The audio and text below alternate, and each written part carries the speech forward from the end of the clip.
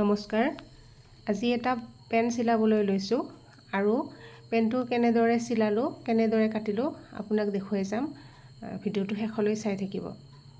এয়া এনেকৈ মই কাপোৰখন 4 জাপকৈ লৈ লৈছোঁ আৰু দীঘলটো লৈছোঁ মই এইটো বহলটো 16 ইঞ্চি ৰাখিছোঁ আৰু দীঘলটো মই 40 ইঞ্চি ৰাখিছোঁ। এইটো দীঘলটো 40 ইঞ্চি। এতিয়া এই কাপোৰখনত মই মোৰ পুৰণা পেণ্ট এটাৰ জোখ ল'ম। তলৰখিনি 7.5 দিছোঁ মই আৰু ওপৰৰখিনি মই পেণ্টটোৰ জোখমতে আঁকি ল'ম আৰু সেইমতে কাটি ল'ম। এইখিনি মই 1.5 ইঞ্চি ৰাখি থৈছোঁ। 1.5 ইঞ্চি চিলাবৰ কাৰণে ৰাখি পেলাই ইয়াতে মই 16 ইঞ্চি দি দিছোঁ।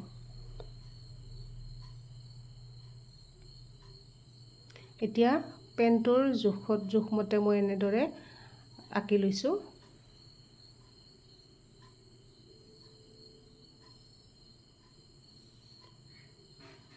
এয়া একেবাৰে সহজ। এনেকুৱা পেন এটা চিধি পেন এটা চিলাবলৈ এনেকৈ কাটি দিলেই হ'ল।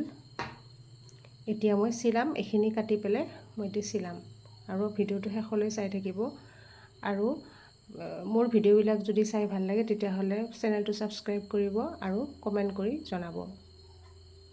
এতিয়া মই প্ৰথমতে ওপৰৰ ছাইড দুটা চিলাই থৈছোঁ, যোৰা দুটা চিলাই থৈছোঁ।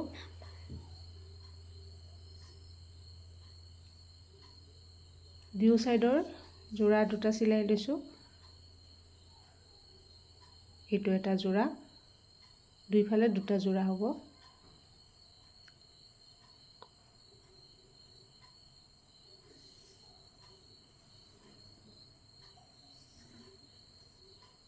এনেকুৱা পেন চিলাবলৈ একেবাৰে সহজ। 1 ঘণ্টাৰ ভিতৰত হৈ যায়।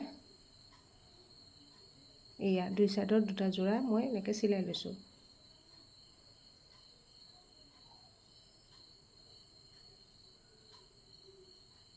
এতিয়া মই কঁকালটো চিলাইছোঁ, য'ত আমি ৰছী লগাওঁ, ফিটা লগাওঁ, এইটো কঁকালটো।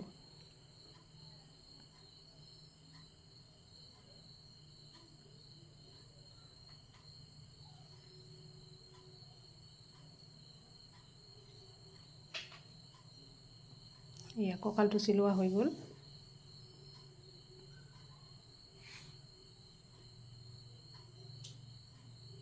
এতিয়া ভৰি দুখন চিলাবলৈ বাকী থাকিল। ভৰি দুখন চিলোৱাৰ আগতে, জইন কৰাৰ আগতে একদম তলৰ পৰ্চনটো চিলাই ল'ব লাগিব। আৰু এয়া হৈ গ'ল মোৰ। কেনেকুৱা লাগিছে জনাব, লাইক কৰিব, কমেণ্ট কৰিব আৰু ছাবস্ক্ৰাইব কৰিব।